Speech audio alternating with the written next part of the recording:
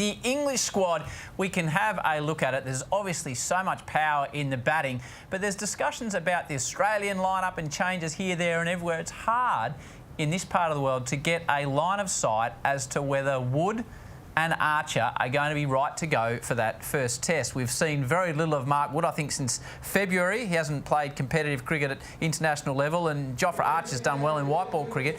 Do you expect to see those two blokes roll out in Perth?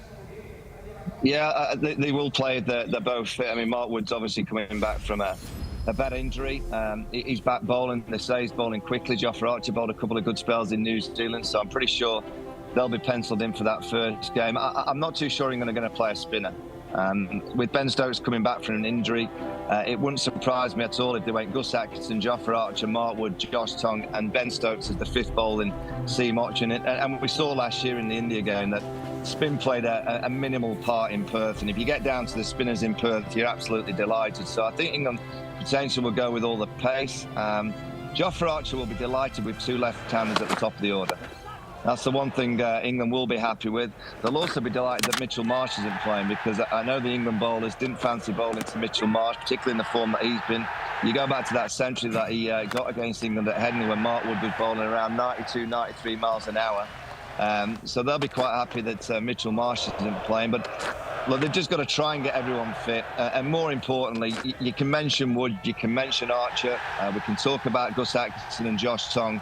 England need a fit Ben Stokes, and Ben Stokes has to be fit to be able to bowl, to obviously bat, and to be able to captain like we've seen him captain over the last 2 or 3 years, because his bowling against India in the English summer was the best. He was England's pick throughout the whole series, and then he got that injury, didn't play the last test match. Chris Woakes dislocated his shoulder. England ended up drawing that series, but it's so important that Ben Stokes over the next week or so gets himself bowling fit to play a full part as an all-rounder.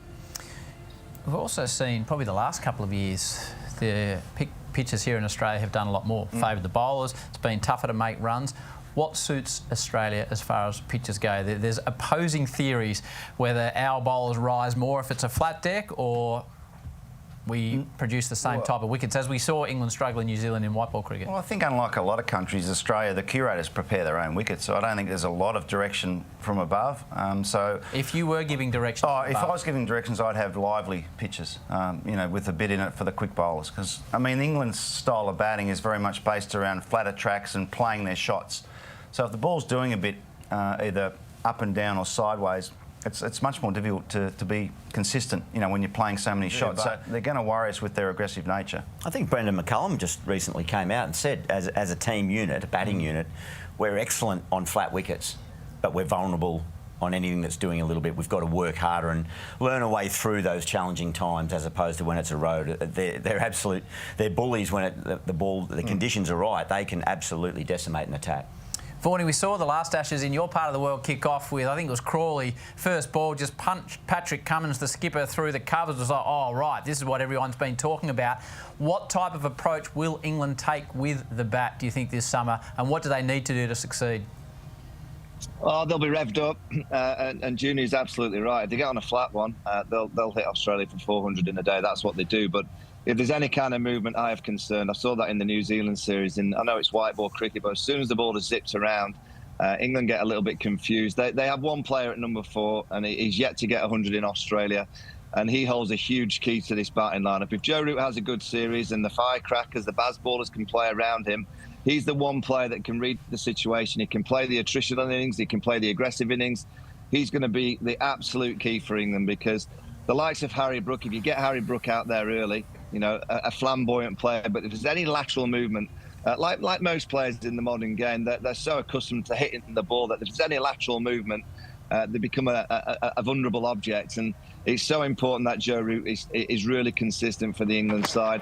There's just one or two areas. I mean, Ben Duckett, for the first time in a few years, he's just having a little bit of a rough period in white ball cricket, I know, but one or two areas of his game that he's going to try and work on over the next week or so, leading into that first game. But when you've got players like Harry Brook, like we've seen on the screen, that can really dismantle any attack on a flat wicket, you know, but when the ball just moves laterally, he has to think that little bit more so.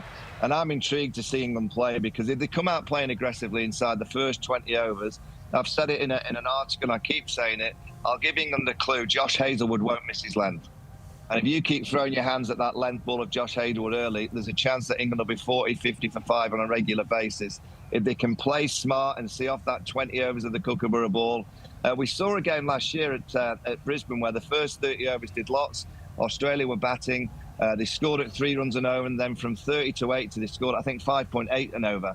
And that's what you have to do in Australia, earn the right, and then when it becomes flat, then England can really start to get on the front foot and play aggressively. But if they try and play aggressively inside the first 20, 25 overs, I have a real concern that they could be 5 or 6 down quickly.